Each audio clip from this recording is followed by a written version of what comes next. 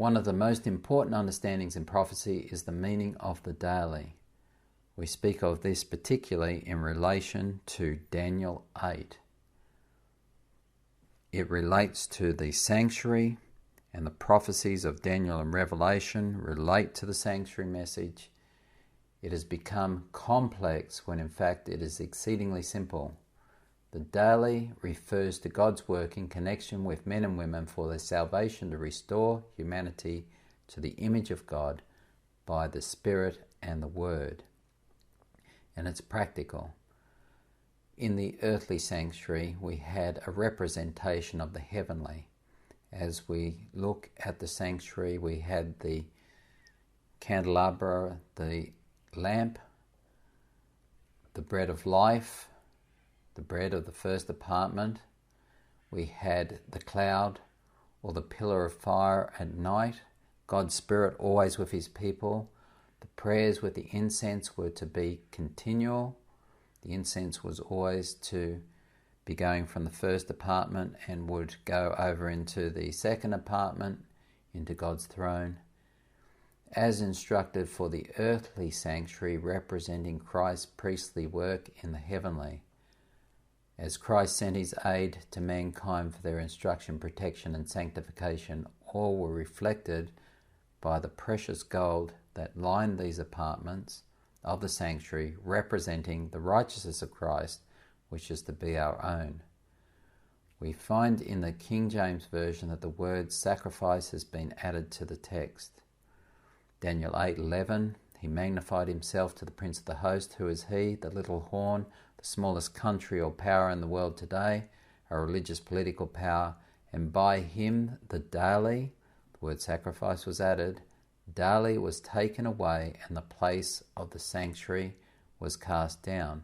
And a host was given him against the daily by reason of transgression, and it cast down truth to the ground, and it practiced, and it prospered. So it took away the daily. We're going to go on to explain that very clearly. Then I heard one saint speaking to another saint, saying, how long shall be the vision concerning the daily and the transgression of desolation, or in other words, the little horn, also the transgression of desolation, different names used, the same desolating, destructive beast power to give both the sanctuary and its people to be trodden underfoot. And he said unto me, unto 2,300 days then shall the sanctuary be cleansed. Note, the daily or continuum is not talking about the daily sacrifice of the lamb in the outer court, which looked forward to the time of Christ's sacrifice, but is talking about the daily ministration of Christ as priest, in which those who believe engage in a daily strengthening relationship with God. The daily was the daily ministration of the priest in the first apartment on behalf of Israel. The tamid or the daily. The Hebrew word tamid, also as we say in English, daily. In Numbers 9:16, so it was always a cloud by day and a pillar of fire by night. Exodus 28:29. The high priest would always bear the names of the children of Israel on his breastplate, the breastplate of judgment, upon his heart, just as John lay on the breast of Jesus.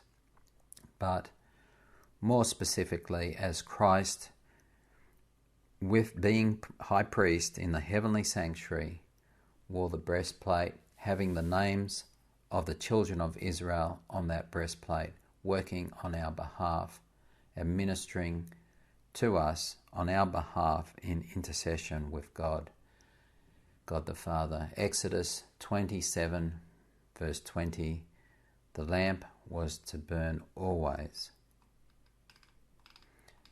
And in Zechariah 4, 2-6, we have the oil and lamp representing the Holy Spirit.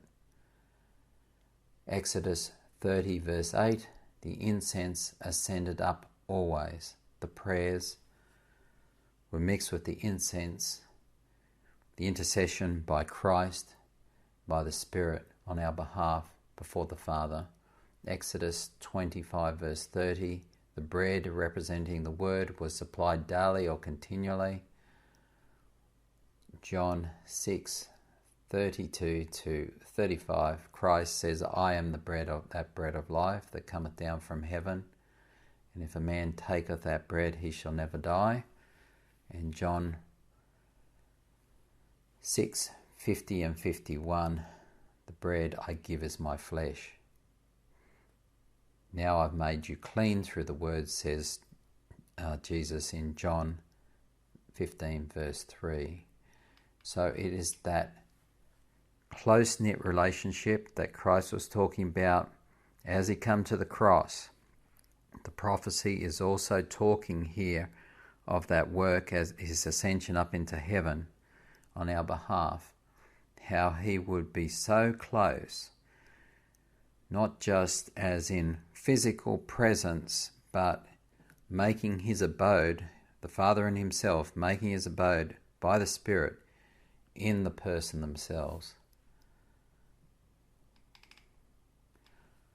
The lit candles of that priesthood that was a pseudo-priesthood had to be continually relit, representing God's presence, but in reality it was false teachings. The bread of life was placed in the Mass to represent the change of Christ's body, to transubstantiate into his real flesh and to be eaten. Prayers were directed to the dead mystical Mary and saints, an occult practice, and incense held by an earthly priest substituted the priesthood of Christ, the plain teachings of Christ. The truth was so obliterated during the Dark Ages and distorted by every means possible, and blocked by Satan, the intercessory work of Christ, and it was done by threat, violence, and death.